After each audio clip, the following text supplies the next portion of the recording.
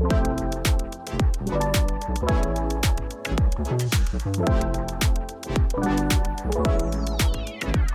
so excited that basically an owl had torn apart his microphone, and that was almost the exciting bit for him, that he had a recording of his microphone being torn apart, and you're like, oh, right, okay, fair enough, each to their own. Well, hello, and welcome to this episode of TriPOD. We're joined by a very special guest today, Rich McCoull, who knows his stuff with audio, which is why he's here today to educate us too on what it's all about. I was going to say, I'm here to help. It's definitely going to be a school day for me on this one. Well, my first question is that your real name, Rich McCoull? Yes, yeah. Because if I was making a fake ID, if I was under 18, Rich McCoull would be the name I would pick to put on there. Well, when we named my little boy as Jack, it's like, it was basically what could we make as a really cool name to go with McCoull. So it's like Jack McCoull. It sounds like a private detective. So we'd always start with Jack McCoull. Yes, I was blessed with an interesting name that goes back to a big ginger giant that apparently in a legend built the Giant's Causeway. Well, there you go. Oh, no, there's actual legend of Finn McCoull who built the Giant's Causeway. Was is that your family tree then, as a giant? I mean, there's no family tree in the middle. It goes back, I don't know how long, to when legends were actually a thing. Yeah, we'll put a link in the description to that. Sorry, yeah, we were talking. What were you talking about? Do you want to just introduce yourself, just to give a little bit of background? Yeah, so I own the East Wing, which is an audio post house, and we do all sorts of sound, anything to do with audio post production. So that's bespoke music, sound effects, sound design. We do a lot of voice casting, voiceover recording. We do a lot of ADR, which is dialogue replacement for film. So Vera is the obvious one that happens around here. So Brenda scuffs a microphone while she's chatting, or she's talking in a big car, drives down the street behind them and they don't hear it. We'll get her in the studio. You link up with I think Manchester, where they do some of the sound mixes there. She'll be in, we're watching the same pictures, and she'll re-record her lines in sync with the picture. So we do quite a lot of that because we have a very large vocal booth and you can't do it in a small room. But we can talk about ADR later if you really want to get into that. So ADR, voice recording, music, sound effects for games, film, TV dramas, commercials, loads of commercials we've done over the years, and radio, because apparently radio won't die. And everyone keeps telling us that radio is going to go away, and this will be the final year of radio, and then we'll get a whole new batch of Greg's Radio or something like that will come in, and radio just doesn't go away. Mm-hmm. I always say it's because sound is so important, but I actually think it's because it's really convenient to listen to radio in the car. I don't think it's got anything to do with it being sound only, but yeah, it's a good excuse to say it's about sound anyway. It's I don't know whether the Northeast was unique here, but some of the most memorable things from my childhood are radio jingles. Really? Ads, yeah. Still remember all the Hardesty cycles is one that springs to mind immediately. Right. You know, they're just proper earworms. It is. It's like I've written music for a number of adverts over the years, and it's always the irritating's the wrong word. It's earworms the right word. It's the ones that get you. And that there was a set of TV ads that shall remain nameless that I did the music for, various versions of a different song, which you probably know what I'm talking about now. And my mother-in-law rang me and she said, I'm in Morrison's and that bloody song's on again. And then she put the phone down and that's all she had to say. And I was like, all right, okay, thanks for the call. It's nice to talk to you. So yes, I'm music to annoy your mother-in-law by. Yeah. Yes, so anyway, so we do that. I started out recording bands actually, which is when I met Marc. So I, like many people, thought recording bands would be the greatest job in the world. It's not. Yes, you get very good at managing egos, which I guess is a skill set. But yes, recording bands is very difficult, particularly in a city that has no particular music industry. In a region where there's no good bands. No, there's plenty of good bands. I think there was when I was doing it, and this is 20 years ago, there was a lack of knowledge and a lack of infrastructure. I think was probably the best way of saying it. Mm-hmm. But so I was going about my business recording bands, and then someone from Marc's company he had at the time said they wanted to record a song for I think it was a music video.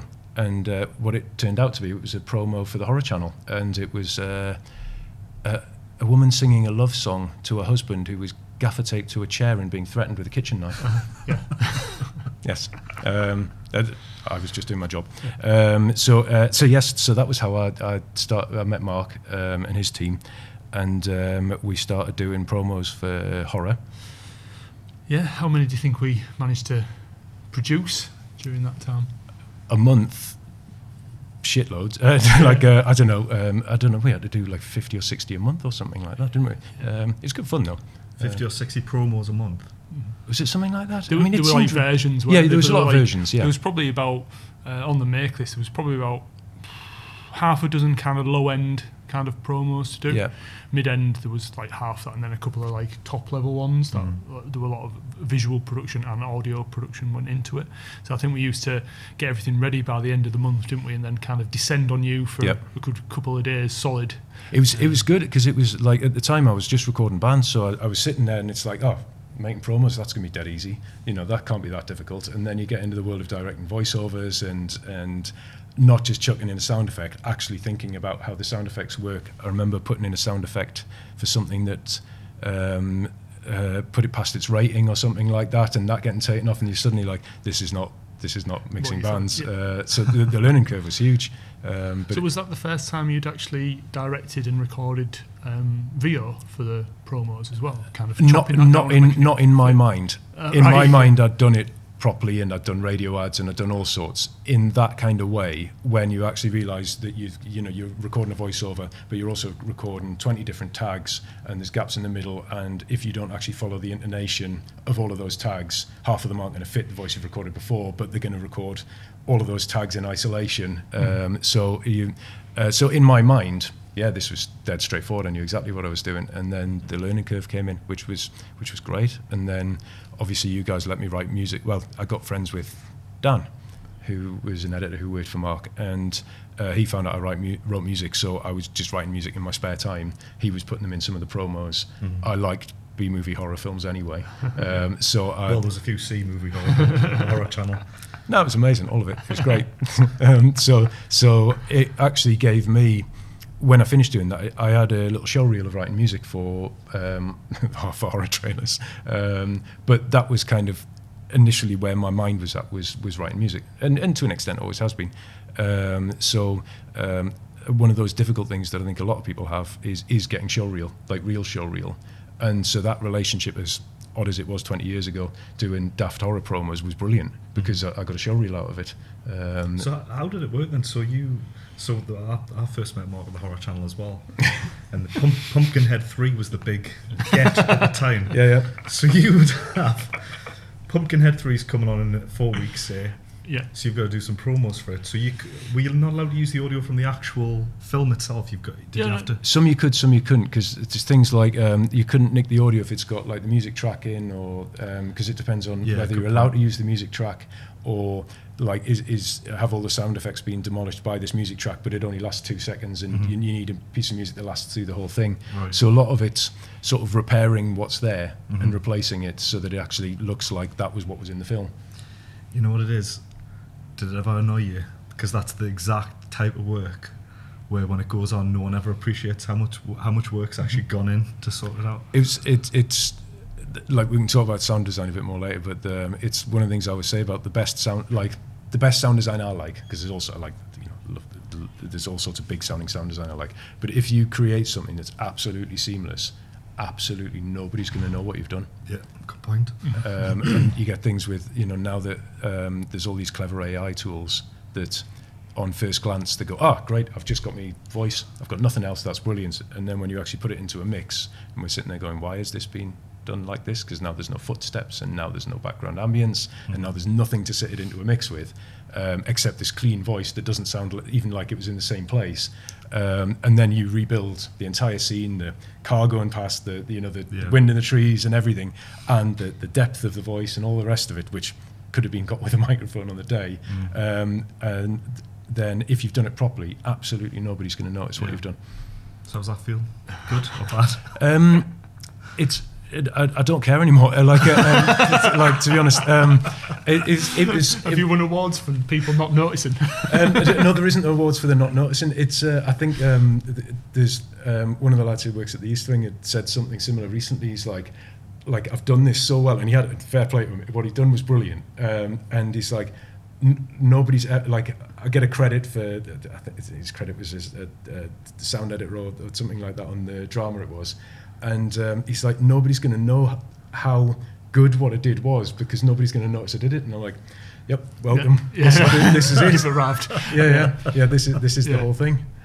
It's the same with us though, isn't it? If we've given, like, I've done like product videos, and they've given me like, it's like the demo product. So it's covered in scratches. It hasn't got the right labels on, but you've still got to film it on the day. Yeah. And then in post-production, take out all the scratches, make it look nice, light it properly, and put the correct logo on. Yeah. So it looks as it should have done if they had it originally.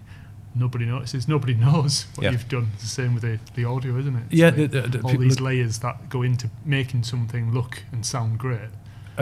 You'll get people saying, and like, I get it, because you think, oh, I've heard this done before, why not? You know, and you don't think about the pile of these, just do that as you go.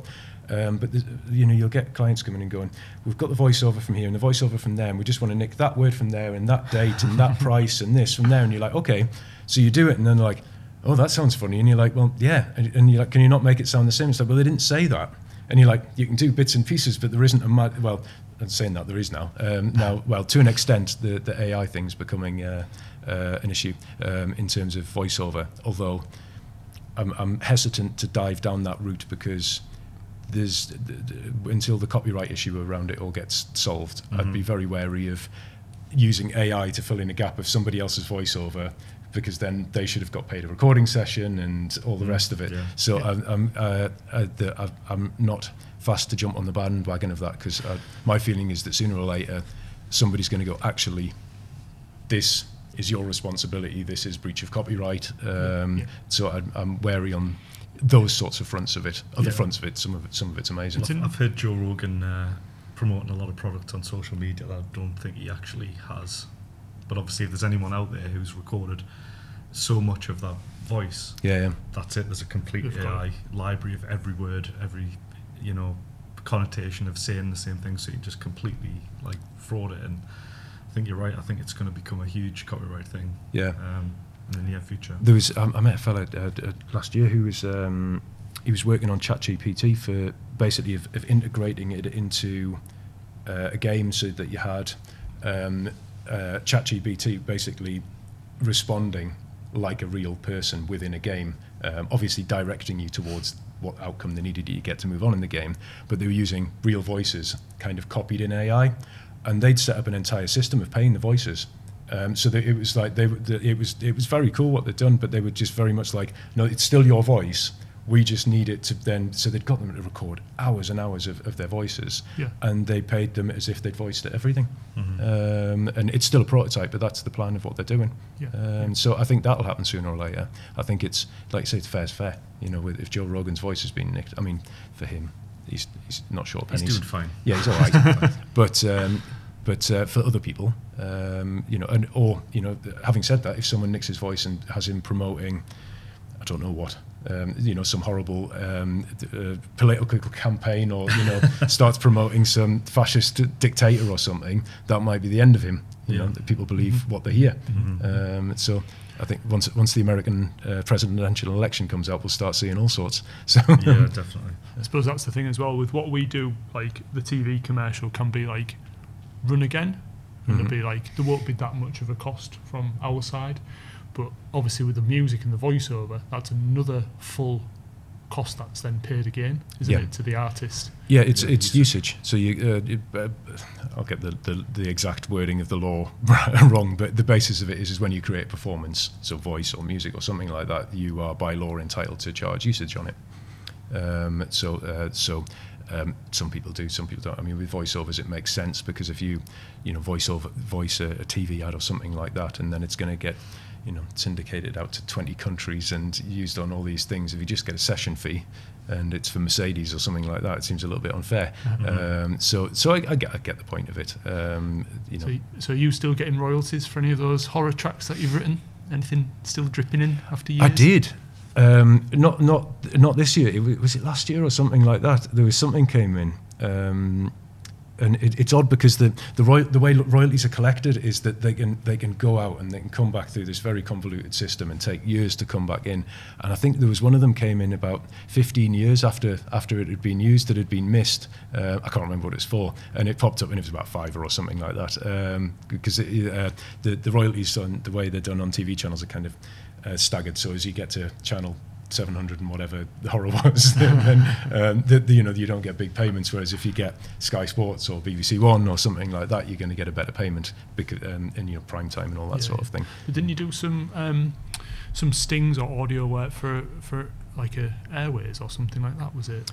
I did. That was for Emirates. That was quite a long time ago. That was they had. God, I forget what it's called.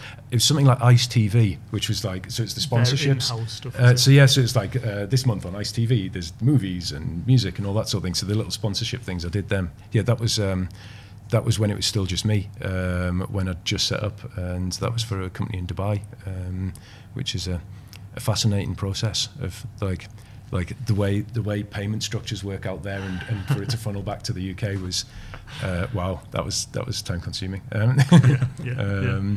But one of those things when you actually understand it, you're like, actually that's nobody's fault. That's just that's life. So was that just before you set up? So we'd worked together. So we'd worked together. Then I left doing the bands, and I started freelancing, and that was actually the first East Wing. The East Wing now is actually East Wing 2. So that was I'd sort of had a bit of a glimpse of what you could do in post-production versus doing bands and all of that. So I'd set up my own studio where I'd spent a bit of money, and I put a studio in the second bedroom of my 2-bedroom flat. And which my missus was obviously thrilled about. So the joke was, come through to the East Wing, of the property. And it was just a disaster. Like I couldn't make enough work. Like the studio build was one of the things that gave me enough confidence to do it later. That I could actually set up a really good sounding room, and I could do it all without being in someone else's facility. But I didn't have enough contacts. I didn't have enough know-how. And it didn't work, so there's someone I knew told me about a post house up here that's not here anymore that was advertising for a sound guy. They were advertising for 2 sound guys, and I went in interviewing and got that job. So that was when I actually got working in a post house, and then running the audio side of a post house, which I think it gives you that idea of actually this sounds expensive, but when you're running a business, that's not that expensive because you have all of these other costs to cover, and actually it gave me a sense of the sort of contacts you need and how much money you need to make to actually make a business run and maintain all your equipment and all the rest of it. Then that company was liquidated it was in the recession. It was like 2012, something like that. And it happened very, very quickly. I think it's that thing when you work for a company, you're naive to the things that are going on around you. So it was probably screaming out that it was about to happen, and we were all sitting there merrily doing our thing. And I'd had in the back of my head that I wanted to do the East Wing. Well, not actually the East Wing, but I was going to set up my own company and take over the world and all of that stuff. And so when it was liquidated, I was like, right, now is the time. And then there was some people who had gone on to other companies and other things who'd said, who had gone, are you okay? Lost your job, is everything all right? And I'd said, well, I'm thinking of setting up. And they said, if you do, we've got work for you. So I'd, right, okay. They said, that was it.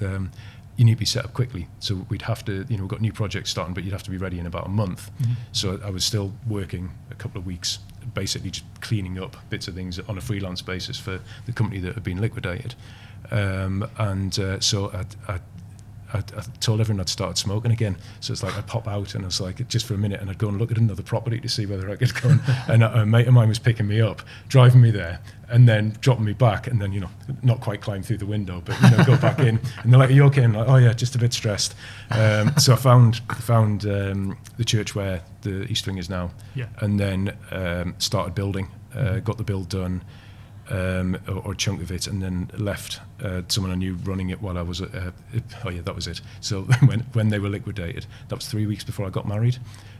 So I told me missus, and she's like, "Right, okay, I've got to do this." And I was like, "So I've got to do that." So I went on honeymoon without that actually having been finished, and then got back to finishing it and being ready on time to start work. Oh, wow. And the beauty of it, though, was that, like, one-man band shouldn't have clients of that profile. And so they were proper post house clients. They were national TV commercials. They were decent companies. You know, I say decent, really good companies that I had no business really having as a one man band, but I knew them. Yeah. And that gave me an amazing position to. It's that confidence of going, actually, I'm going to play at this level, and it took away a lot of what would have been the same as when I went freelance the first time. Mm-hmm. It would have been a proper struggle doing that. So that's now gone on from just me working in there. Now I've got 3 sound studios in there, and office and client space. I mean, it's a great facility. It's a lovely building. It's a really weird building. It is, but it's got character to it. It's, yeah. As soon as you go in, it's like, and I'd like to work here. So. And on the purely from a soundproofing side, is like with church walls, like the outside walls are about that thick with solid stone. So on 2 sides, soundproofing kind of takes care of itself. Yeah. But I had this thing is that I didn't know what to name the business. I just got started, and then my missus said to me, she's like, "Where are we in the church?" So a compass. East end of the church was where the first studio in there was. So it was like, "Oh, should we just go back to the East Wing and not tell anyone there was a first one?" Oh, really? Yeah. So the East Wing was a joke that turned into that. And then now we've got more staff, core team of 4. We use quite a few freelancers, loads of voiceovers. We're doing loads of games stuff. We've done VR games, TV dramas. Did a TV drama for Channel 5 last summer. You did. You composed the music for, was it Eve Online? Eve Valkyrie, yes. Yeah. Yes, I think I told everybody that I know and everyone I didn't know about that. It was an interesting one. There was that was for CCP Games, which has now become Sumo, or part of Sumo, and they did Eve Valkyrie, which was the VR version of Eve Online, which was basically it's a lot of fun. That game is basically stick a headset on, fly around in space and blow stuff up, and like just multiplayer dogfighting in space.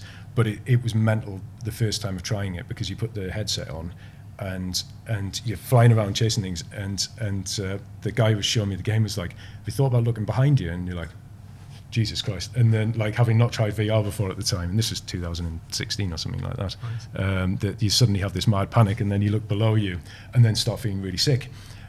So I got massive motion sickness from trying it, and then went into the meeting to talk to them about doing it.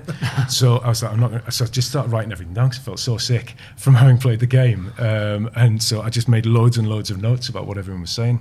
And then I had, I think it was 6.5 weeks from that point. Then I pitched for it and I had 4.5 weeks to do the entire game. Wow.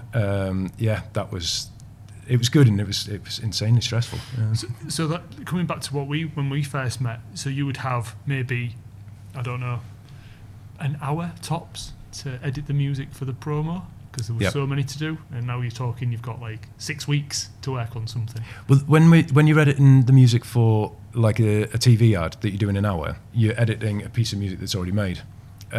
When you write something bespoke, like the games stuff, like Valkyrie, you write in threat levels. So, put it simply, like first you're flying in space, so you'll have something like nice and ambient going on, and then you see enemy ships, so you need something that tells you there's a warning coming. Then once you go into combat, you've got your next threat level.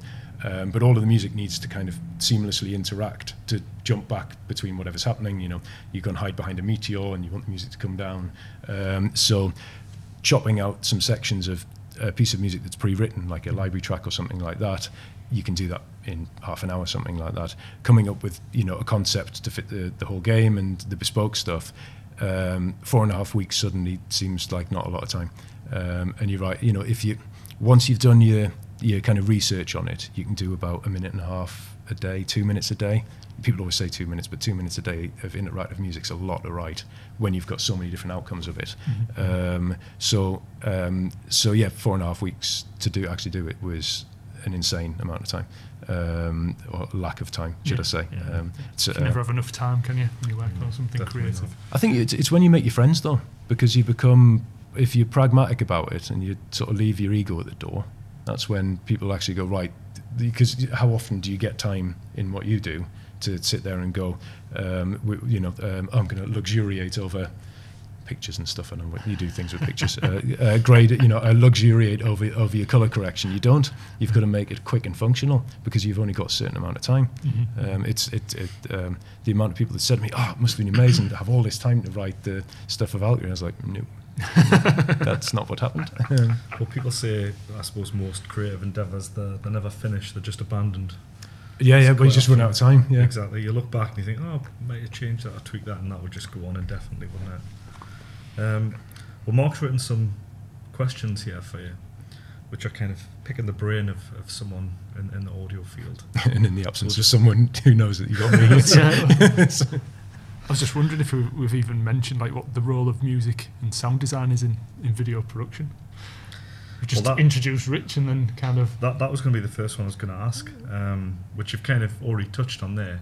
I thought it's quite interesting you've said the threat level of music, because straight away I was thinking of all the games I play. Like, I think Fallout 4 does that amazingly. If you're just wandering, Fallout's amazing. It's wandering around, it's nice. And you go into a fight, and as soon as you hear the music, as soon as you clock something, but on you the horizon, almost flex as you're ready, like as you hear the music coming. I love that game. It does, and like the Carmen down into this more serene one again. Yeah, it does that amazingly well. But again, you barely really notice it, do you? But you're not sitting there thinking, oh, the fight music is kicking in now. Yeah. Hasn't the composer done a wonderful job with the crescendo of whatever he's done there? Yeah. You're sitting there going, I'm going to kill the guy in front of me, Exactly. But I think on a subconscious level, it's really resonating with exactly how you're feeling and how the people that have created it want you to feel at that moment. Yeah. Like, they want you to feel the jeopardy. They want you to feel like if you die in the game, that should mean something bad. Yeah. So I mean, it's interesting when you, the odd occasion it happens when on a TV commercial doesn't have any music, you instantly think there's something wrong. Mm-hmm. It grabs your attention. You notice that there's no sound, there's no music, whatever it is. That grabs your attention straight away. But like you say, when you've got all this interactive music going on and it's changing the pace and the feel, you just let it wash over you, don't you? The best example, like an old example, is like if you take away the music from Jaws, like the film Jaws, like what have you got? Like, and I'm oversimplifying here, but you've basically got a load of dark video in underwater and people swimming above you, and nothing else happens until you get dirt and the music is just magic. And I'm aware that it's actually beautifully shot, and the editing's phenomenal and all the rest of it. But it's a good example of like if you did take that away, more than half the tension of those scenes comes from John Williams' music. This what's it called? There was a video going around on social media for a while. Did either of you watch The Hobbit? The Hobbit films? No, I didn't. Right. So simple version. At the end of it, there's a dwarf who's hard as nails, king, prince kind of guy, and then there's a big orc, and they're the big showdown at the end of it. Right. And they replaced the final fight scene with some power ballad, and basically you've got shot on shot, and you're like going face to face as they catch each other's eye, instead of it being that the mega epic fight. It just turns the whole thing into a love scene, and it is brilliant how it's done, and it's like it's that thing like by design, music is. Like you go back to school music and it's like major scales are happy, minor scales are sad. Like in principle, it evokes or like provokes a reaction from you. Like music is, forever has been, a sad song. But before you've even faded into your scene of someone weeping at the side of someone's bed, if you've got your sad piano or cello or something, the saddest instrument ever made. If you've got that, then you're feeling sad before you've even got into it. You know, if you have a Kylie track in there, probably half the people are tapping their foot, and then the radio keeps enforcing all of us to listen to breakup songs, and probably because everyone's been through a crappy breakup at some point, people make us keep listening to them. I can't stand breakup songs. It just drives us mad. I mean, personally, and I think Marc's the same as me, can't read music. I wouldn't be able to describe music tracks in a way that was technical, or never played an instrument, so, you know, very like basic about the way I would describe the kinds of things I want. But I think you're right. I think music, connects with you on a deeper level. I don't think we understand properly. Not to go too far in depth here, but as humans, like, we've evolved in a way where I think it gets you subconsciously. Because there's a song I really love. It's like a French touch song. The lyrics are saying one thing, like basically it's just repeating the same thing, which it's along the lines of, you know, I'm just so in love with you. It's all going along nicely, and then there's a chord change, and the chord change instantly makes you think, oh, there's trouble here. I love you, but some kind of... It's like the dun dun dun. You know, it's like everyone knows that, and it's like, all right, here we go, bad guys coming. You know, and we've done a podcast recently about showreels as well. And what we kind of admitted was, eventually, when you find the music track that you like, you end up editing the pictures to work with that music, because the music is probably more impactful than kind of just drives it, you know. So you end up. But lots of editors do cut to the beat. And I know I'm oversimplifying things, but you know, if there's some strong beats in a piece of music, then, you know, cut to it. It's one of the difficult things about writing music after someone's had a temp track in there, and they'll go, we want something a bit faster than this, and you're like, do you? Because it's been cut to a piece of music that's this sort of speed, and then trying to match the big changes is very, very difficult. Doing it afterwards, and people get very fixated on a piece of music because it does have that thing. And as soon as you change the music, you're like, something feels wrong here. Like it's like sound does have that thing of subconsciously bouncing you out, the weird example. So my missus loves watching period dramas, and so I was watching, I don't even know what it was, not Downton Abbey, a different one, and so watching this, and you could see that either the scene, I could see that either the scene had been ADR'd, as in they'd replaced the dialogue, or someone had overly cleaned it up with some clever AI tool, and they'd rebuilt all the surrounding, and there's these beech trees on the side, and the leaves are going mad and everything, and all you can hear is this like gentle wind, and they're talking to you like, and so I restrained myself and thought, I'm not going to do my usual thing. I'm not going to dive in and say, look at this just doesn't make sense. So sat very quietly, and then my wife turned to me and started telling me about her son's day at school, and up until that point she was totally engrossed in it, and my argument of this is that she was totally bounced out because the sound didn't work, and she didn't know why, but she just suddenly lost the feel of it. It might be interesting. It's interesting if you like sound. But yeah, I think there's definitely, and I'm assuming it's the same with pictures. Is if something doesn't look natural or doesn't fit, my guess is that, you know, in the same way that people sort of just go, oh, yeah, sunny outside, or, you know, and lose interest.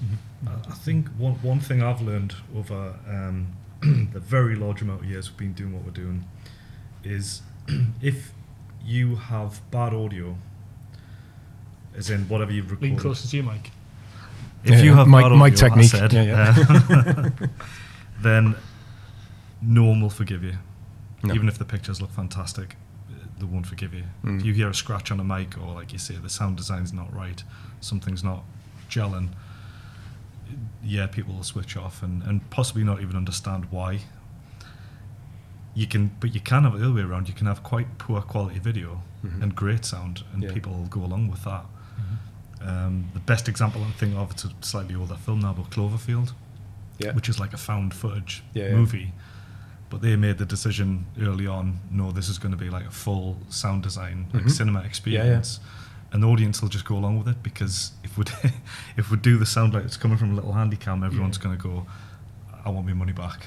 it's going to get annoying. You get like those, like when you get, it's like when people use crappy microphones, you get the sharper frequencies, like something like 2K is the one that, 2 kilohertz is the one that really like grates on your ear and sort of around that area. And those sharper microphones really sit in that region. So if you just leave them like that and put nothing in to support them, your ears get tired, which I don't know whether it sounds like an odd thing, but your ears do get tired. So if you had the whole thing of listening to something recorded on, I mean, phones do quite a good job now, but previously on, mobile phones, your ears get tired by listening to it, and fatigued by listening to it. So you want someone to come and then, polish the frequencies and tidy it all up and make it sound like a more pleasing thing to listen to. It's why you get so many Hollywood films that sound so big and subby and loads of bass and all of that sort of thing. You want a full frequency range. Yeah. Do your ears ever get tired, Mark? All the time. Coming back to something I watched about you saying being bounced out. It was just like, it would probably be Emmerdale or Coronation Street or something, but it was a scene outside and it was very windy. And you can see all, like you were saying about the leaves and everything, you can see the hair being blown around and everything. And delivered the lines without a hint, a whisper of any wind. And all I thought was, that's a bloody good mic. Like totally out of from a technical point of view. I was like, well, they've cleaned that up, or they've got really good mics, or what have they done there? Because I can't hear any wind at all, and it was like the hair's whipping around all over the place. So you would think they would have put like something back in, like you said, just to. It was. You've made us think. It was. I'm sure it was one of the newer Star Wars movies where. I can't remember which one, but there's some fight going on, there's lasers going off and cannons everywhere and all that, and they're behind the box of something hiding, and they're like, blah, blah, blah, and this is wrong, and this is wrong, and blah, blah, blah, blah, and it's like, it must be so noisy in there that there's no way you'd be having a conversation. Like, you look at the original films, and they're like shouting at each other, like this, that, and the other, because they're being shot at and they're being chased, and it's that thing that, like, this just doesn't look right. And you wouldn't be whispering, and it does, and you just think, well, that's not real. Not the shooting lasers in space. What? So yeah, I think it does. If it's not convincing, and also, like I say, I think one of the problems now is all of these clever tools for cleaning things up is that things are now over cleaned up and don't look natural. And I think because sound is the last thing in the chain in many ways. I think it's forgotten to give time to. So when you get all these things, it's giving people time to do Foley and giving people time to put proper sound effects in and build.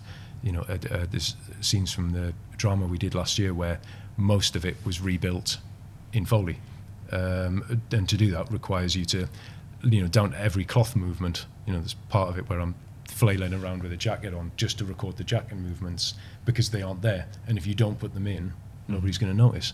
And the foot movements and little bits of gravel, and in the studio one of the studios we've got sort of pits of gravel and bits of things so you can clamber all over them. It's an incredibly grown-up job. It's all very serious. What's the most bizarre thing that you've got to make a specific noise in your collection? I'm not sure about bizarre, but Nathan and I both had to wear heels because Katie, who was going to do the high heel stuff on, and basically got like pieces of concrete, so it's like we're actually going to have to try and work out how, and because women walk different to men, and this is how in depth it all goes. It's like doing kids.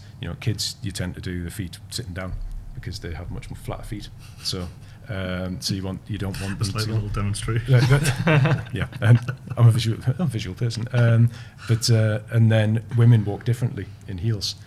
So luckily there's a lot of other stuff going on, so we got away with it just. But yes, there's no photographs. But yeah, just like the Foley work, like you say, the different things that go into the structure and the construction of the it's filling everything in. Like it's like you've got to cover everything. The ADR work we've done over the years, like and originally I thought it was mad where you'd get people in and you're getting people in for a session of ADR where you've booked a studio in London or an hour studio, and you've got directors in and all that, and all they're doing is going through the scenes going and they're not even the main character. But when you see it bedded in, it's like this is how you create a scene, and there's it was Daredevil, which was a Netflix series where there was people who've got into that phase where they would do a fight in one shot, and they'd go, and there's a scene where he basically gets down a corridor, and I read an article written by the sound designers, and they basically started with every footstep.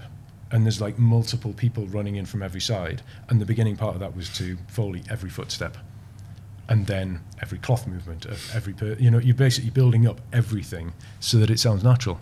Wow. And yeah, there's quite a popular video on YouTube at the minute of Hugh Jackman doing, well, I suppose a bit of Foley, a bit of ADR for Logan. I've seen it. Yeah. And he's running around screaming. Yeah, it's in the film. Wolverine's running through the woods, clawing a load of people to death.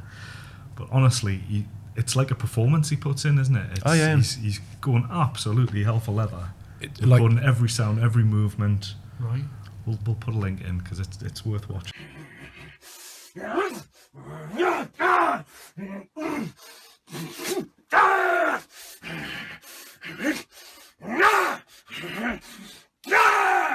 It's interesting because most actors really don't like doing it because he'll have had to do that because if you're running through, if he's got a clip mic on, you can imagine what running and that's doing to the sound. Nothing's getting recorded, so a lot of them really don't like doing it because it'll be months afterwards. A lot of the time they're into another shot and they're basically got to go and become that character again. And if it's a scene where they've got to replace a few lines, they've actually got to react the scene in a studio to a video of themselves essentially doing it.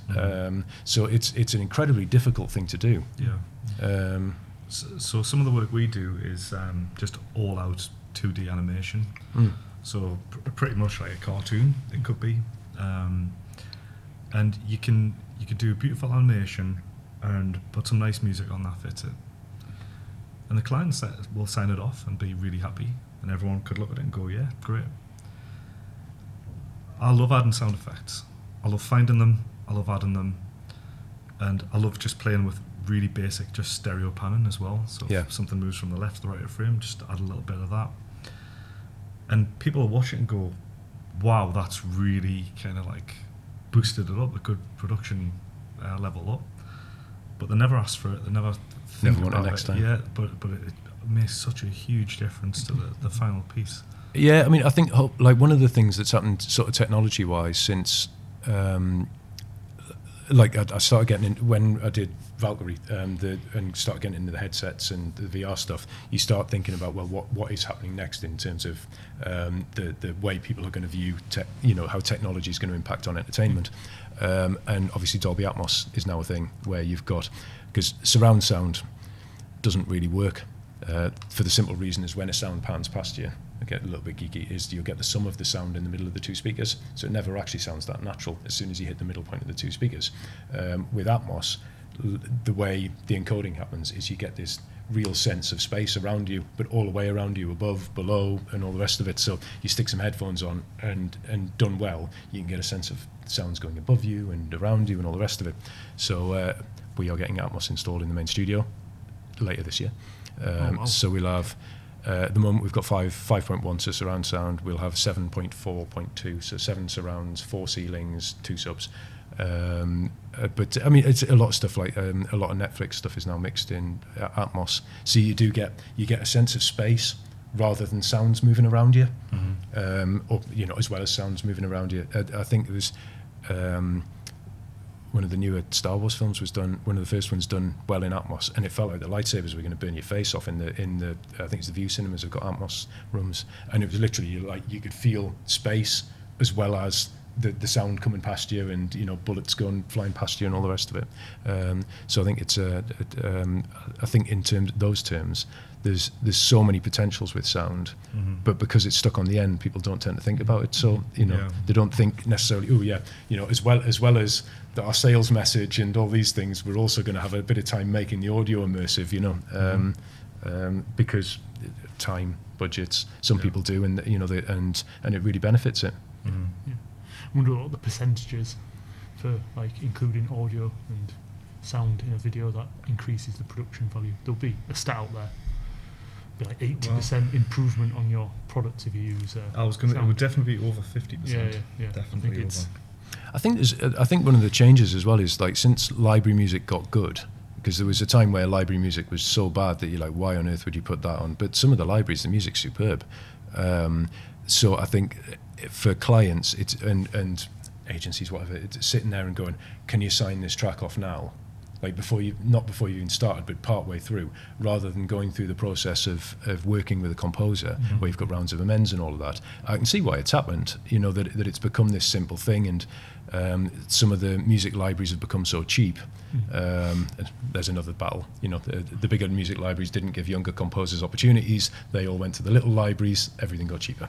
And people were writing music not understanding how much it should have been worth to sort of make a living out of it. But you can see why it all happened. I think when the time is right and there is the budget, you so see the benefit of working with a composer, and funny enough, it's happened more over the last few years where I had a bit where writing music for ads just sort of disappeared, and I write music for music libraries as well.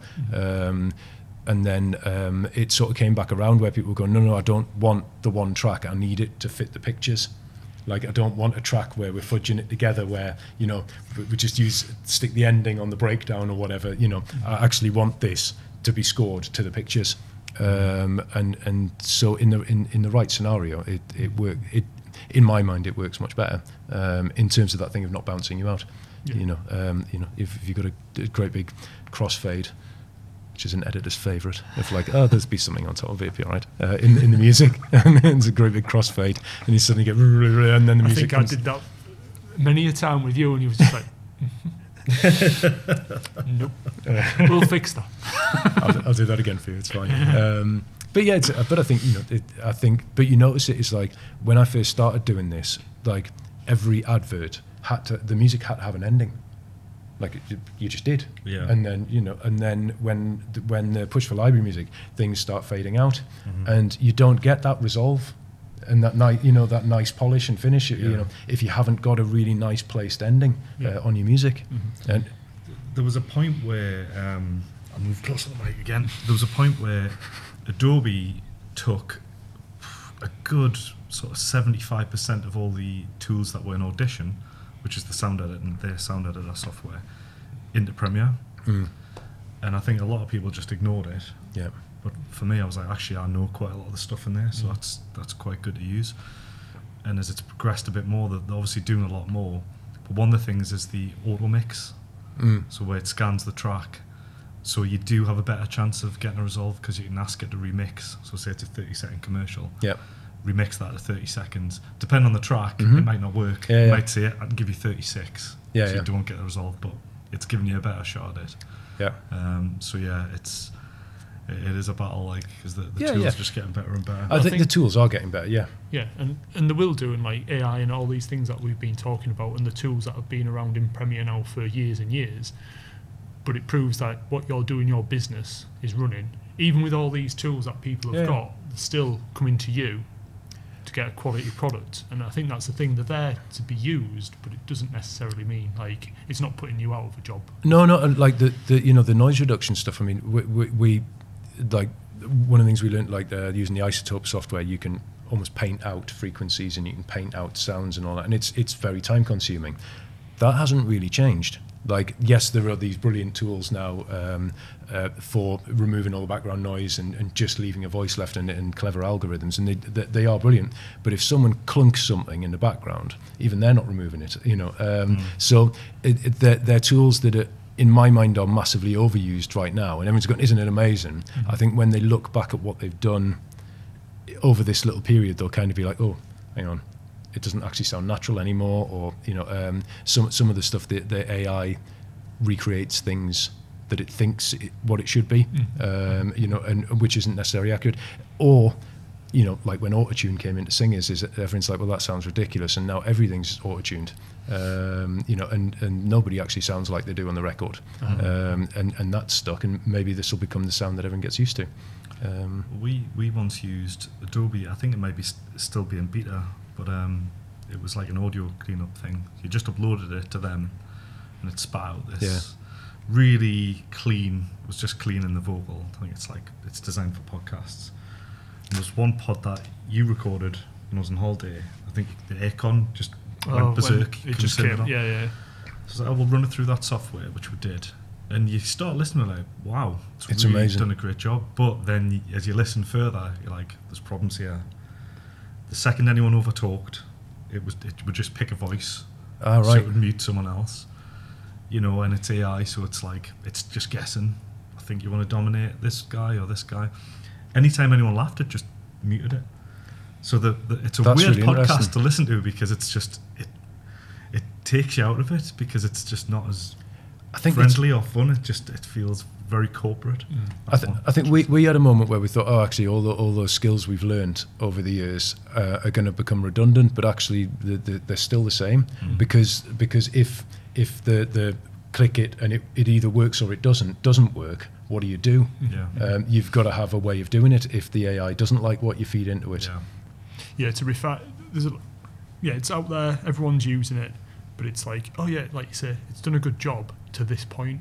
But this isn't quite right. Let's refine it. It's not going to pick up where.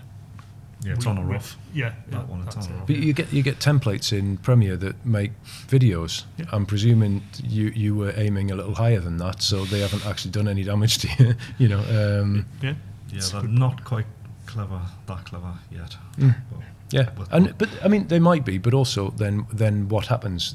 How does that change what everyone does? Does it replace you, or does it just mean you get faster at what you do, or get more effective? Like, my hope with it, if the time has been reduced for noise reduction stuff, is that we get to use that time elsewhere, like rebuilding the sound around it so it actually sounds better. It depends on how people react to that and go, great, can we knock off a few £100 here? Or do we go, right, that money can be spent better improving this bit? So I think, and that's probably the same with everything in AI is, do we use it to make people more productive and continue to be tired, or do we use it to make people better at what they do? And that's still, we're going to find out, aren't we? Definitely. It's interesting for us. We keep getting presented with, and I feel like I'm an expert in spotting AI imagery now.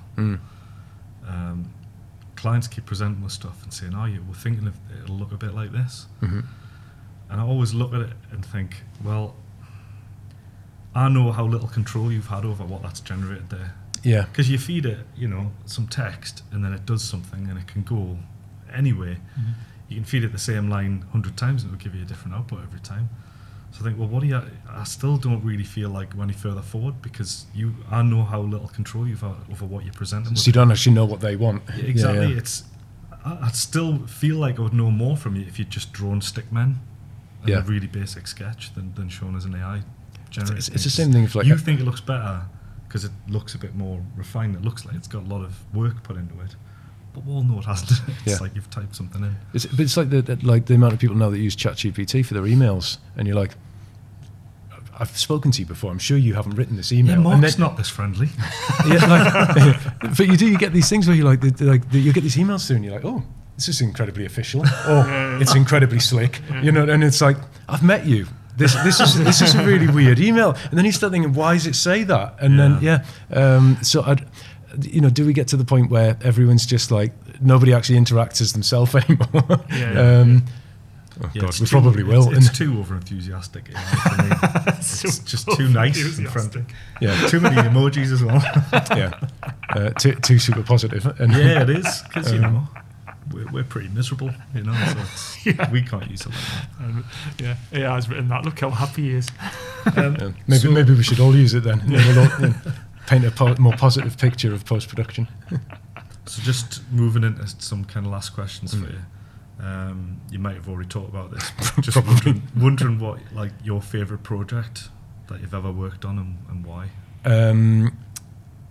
The favourite one would be I wrote some of the linear music for a game that Sumo Digital did called Hood Outlaws and Legends, which was like a multiplayer heist game as Robin Hood, and it's a lot of fun. But all the way through, they were talking about this thing of like trying to make Hood like something that got passed down, from person to person, and this kind of legend sort of thing. So I wrote a lullaby.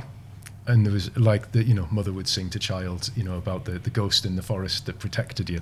And there was nowhere in the game that by the time the game was made that it fitted. And then I can't remember how it actually happened, but it was either someone who was starting to make the trailer found it, or I chucked it in there as soon as I saw the trailer. But basically the reveal trailer, we put this incredibly haunting lullaby in, and then I rescored half of it to give it a proper mega epic, let's go and fight everyone and steal stuff ending. And it was the beauty of it was that because the concept, the lullaby was part of the concept.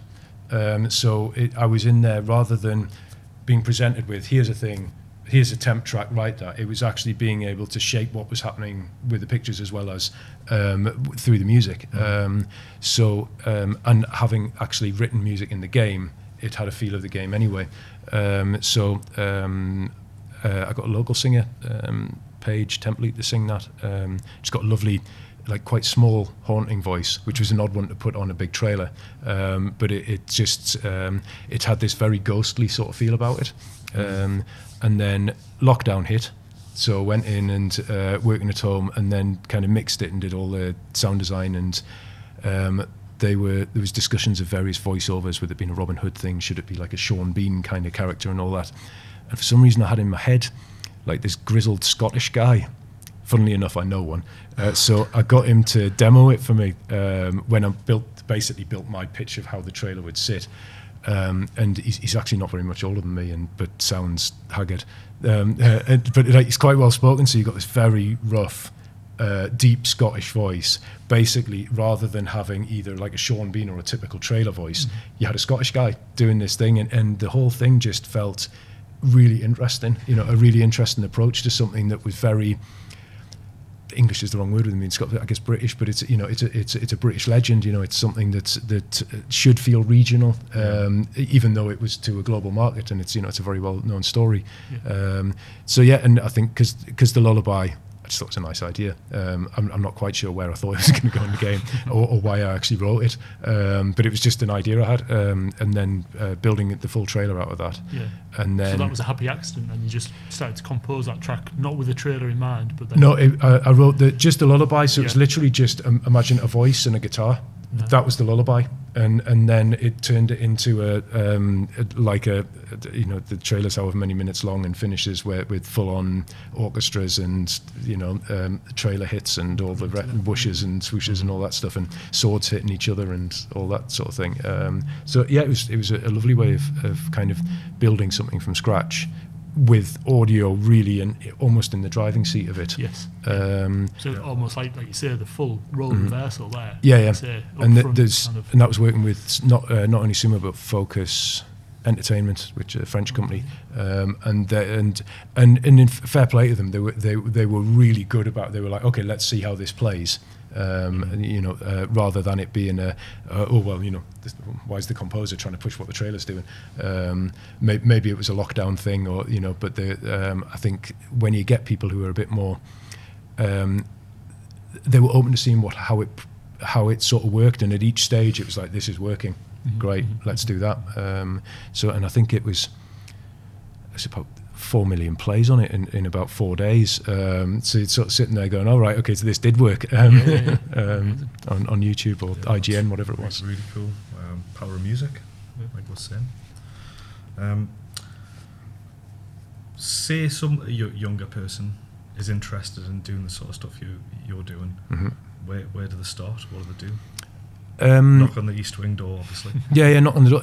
I think it's thinking about what you want to do. The last time we hired someone in, one of the things that struck me was how little attention that people paid to what we actually did.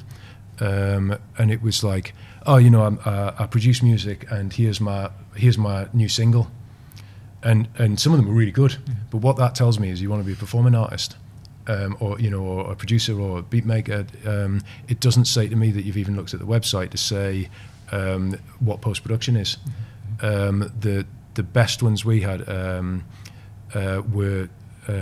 Nathan, who's been with us for a while. His was awesome. He had basically built a website. He had built a level of a game in Unreal Engine, as in he'd done everything, not just the sound stuff, and he just sat with a book and YouTube videos and learned to do it, so that he could build the sound design and all of the interactive sound in the level to make a show reel out of it. He'd resounded loads of like bits of Batman, the Dark Knight stuff. He'd done, it was one of the Pixar things, and even some of it had daft bits of voiceover in that didn't really work, but it was like you can use your imagination on that stuff. And he basically showed me he could do a job, like probably not even with a client straight away, but I could actually give him a job and say, do this. He came in saying, I'm totally computer literate, so anything breaks, I can, an IT company aren't free, I'll fix it. So I think it's trying to go and say, it's not just thinking I've got a first class degree on in me on my degree. I'm proficient with Pro Tools, as much as I hate to say it, because Pro Tools can be annoying and it's ridiculously expensive for what it does. And you'll find this with Avid, probably the same thing. It is the industry standard. So if you're going to do sound, you need to know Pro Tools back to front. There's lots of other cool bits of software, we all know that, but you have to learn Pro Tools. So you have to be able to know Pro Tools back to front, and you need it's showing someone, yes, I might not be ready, but you could sit me down in a room and I could set your projects up for you. I could import a load of sound effects. I could, you know what I mean? I can prep your projects. I think it's trying to be useful, because the competition's ridiculous. If you want to go into game audio, you have to sit and learn Unreal Engine or Unity, or if so many people are going, I want to do this and I want to do game music or something like that. And it's like, well, first and foremost, do you play games? Because if you don't, you probably it's the first question that any games company asks me is, what games are you playing? Yeah. And standing joke, I'm a dad, so I'm playing games that 2-3 years old, and I'm miles behind and all the rest of it. But they're going to want to know that you like games. But again, it's like, if you don't, there's so many ways of learning Unreal Engine or learning Premiere, learning anything on YouTube. If you haven't done that, there'll be someone who has. Mm-hmm. I think it's knowing that the competition is so high. And that's not to put anyone off. Just get stuck in. You know what I mean? It's like, get stuck in and learn it. And then the old one that everyone says of networking. Don't just network on LinkedIn. Go and meet people. Because people you'll know this is, you want to hire people that you can get on with. Because if you're all going to be sat in, we're old-fashioned in that we all work in the same place. Like I want people to come into the studio. We'll use freelancers who are elsewhere, but I want a core team that are all in the same place, so you can bounce off each other. Mm-hmm. And if you don't get on, if you're not easy to get on with, well, what's the point? You know what I mean? You're going to have someone in your team who isn't easy to get on with. Your team's not stable. Everyone's not happy. Stepping on eggshells, or someone's not no fun to be around, or you've got to be easy to get on with people. And the only way people find that out is by meeting you. Is face to face. There's a games conference I go to in Brighton every year, and the amount of people say is, when will it become totally online? And I was like, you need to go, because it won't. There's absolutely no chance it will. And the amount of jobs and connections I've made through actually sitting with someone and having a beer with them, or just having a chat with them, or running into them in a talk somewhere, that's how you meet people. And people go, actually, he was a nice fella. Before he's a good composer, or he's a good sound designer, it's like, he was easy to get on with. Did he seem reliable? These are this is like the best, the most talented people in the world won't get jobs over someone who's reliable, because you've got a deadline. Absolutely. Prove that you're reliable. If you haven't had a job in it, show that you've had a job in something else where you've had to be reliable, where you've had to deal with a client. I always think people who've worked behind a bar are useful, because they can talk shit with anybody. Like, they'll just natter on because they've had to. They've had all sorts of people sat around them. They've just got to talk to them, and they're brilliant with clients, because you get a bit of crack. Interesting. Great advice. Yeah, and it aligns perfectly with everything we've ever said about people trying to get into what we're doing as well. So definitely. That's nice. You've got to get out and meet people. I think it's really easy to hide behind LinkedIn, and don't get me wrong, LinkedIn's mint. It's a good way of starting a conversation. But loads of people are using AI for LinkedIn, and you get these things where you're like, you didn't write that, because I recognise that line off my website, or whatever. So actually going and being a face-to-face person, that to me is still how the best way of getting work and getting jobs. Going and saying hello. Otherwise, you're one of 50 or 60 emails in a day that someone will get. Yeah. You've got to do something where, like, because with the best will in the world, I'd love to reply to everybody. And if we get quite a bit, I often say to people, do you want to come down for a coffee and I'll have a chat with you or whatever. But generally, if I get a bunch of them, it's like, I don't actually have time to do this. I don't have time to respond. I'll try my best, but small team of people and all that. And the same for you guys, No, that's it. You can see them a mile off, can't you, when they come through that, they've applied for the animation job when you've put out for like an editing job. It's like, you're just not reading. You're just not bothered. You're not doing the simple groundwork. So I'm not going to respond to that one. Some of the best ones we've had of things is people have built websites just like, and they've got, when you've met them, they're like, I've actually got a website for music, I've got a, and they're trying loads of places, but they've tailored this one website to audio post. There's one website for music production, the other one, so they can at least pretend, and at least they've made the effort to go, this is what I would do for your business, not here is my new single, which could be brilliant, but it's not really that relevant if you're going to be recording voiceovers and doing sound effects. Yeah.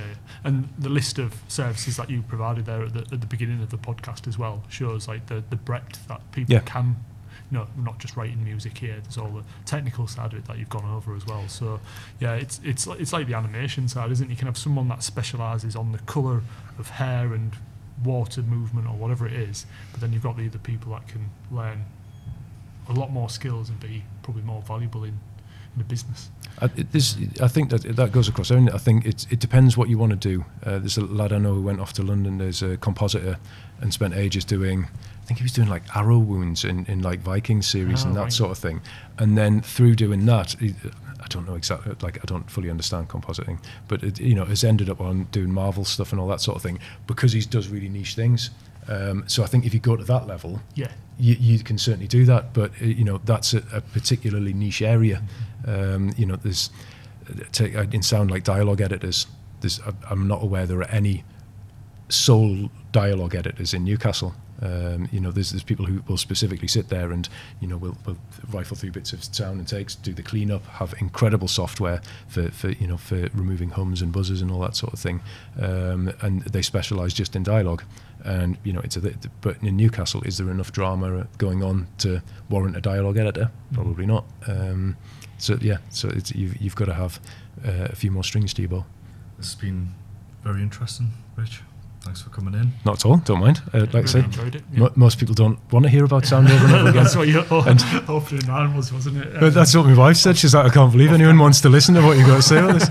Well, I hope she's watched the podcast and enjoyed it. She's heard all of this so many times. And if you are Rich's wife and you're watching this and you've enjoyed it, give it a like, subscribe to the channel, it really helps you out. Thanks for watching, and we'll see you on the next one. Bye. Thank you.